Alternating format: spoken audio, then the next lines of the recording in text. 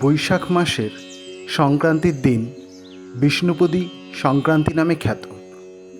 দিনটি ভগবান বিষ্ণুর উপাসনার অন্যতম শুভ দিন।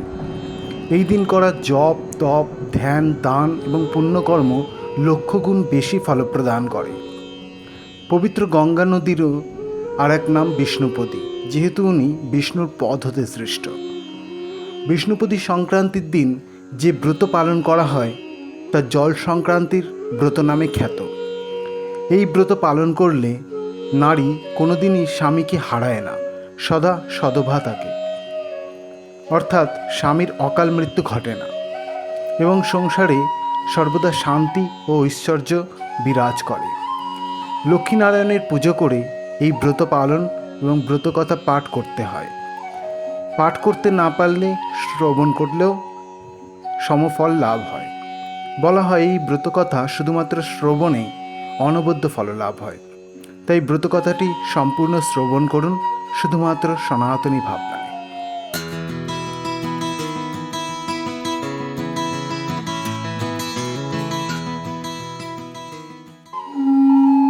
অথ জলসংক্রান্তি ব্রতকথা। মহাভারতে কুরুক্ষেত্রে পিতামহ ভীষ্ম যখন ইচ্ছামৃত্যুর সময় শরশয্যায় শুয়েছিলেন, সেই সময় রাজা যুধিষ্ঠির পিতামহ ভীষ্মকে জিজ্ঞাসা করলেন যে মানুষ কি কাজ করলে পৃথিবীতে ধনবান, গুণবান ও জিতেন্দ্রিয় হয়ে সব ব্যাপারে জয়লাভ করতে পারে আর তাকে নরকে যেতে হয় না, সেই বিষয়ে আমরা কিছু জানতে চাই। পিতামহ ভীষ্ম যুধিষ্ঠিরের ওপর খুবই সন্তুষ্ট হয়ে বললেন, তবে শোনো যুধিষ্ঠির, পুরাকালে ঋষি মন্তিবের গুণবতী নামে এক স্ত্রী ছিল। গুণবতী নানা রঙের গুঁড়ো দিয়ে তাদের কুটিরখানি প্রতিদিন সাজিয়ে রাখত, আর তাতে তার স্বামী ঋষি মন্তিবের খুবই খুশি হতেন।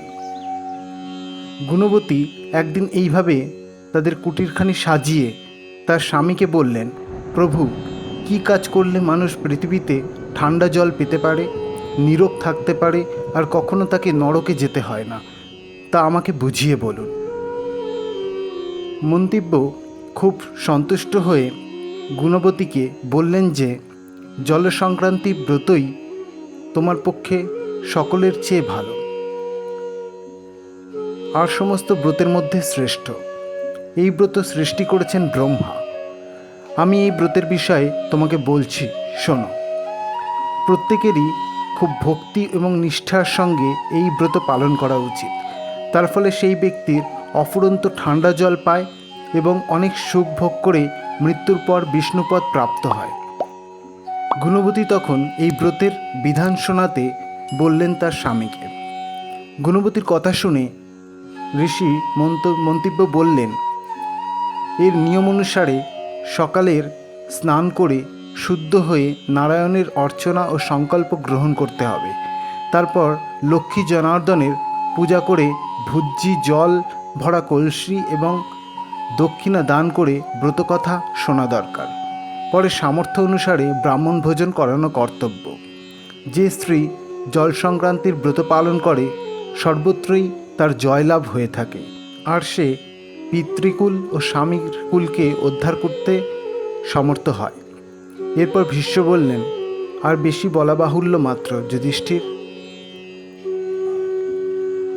জল সংক্রান্তি ব্রত পালন করলে নারী কোনোদিনই স্বামীকে না হারিয়ে আর স্বামীর সোহাগিনী হয়ে খুব সুখে শান্তিতে জীবন কাটাতে পারে। ইতি জল সংক্রান্তি ব্রতকথা সমাপ্ত।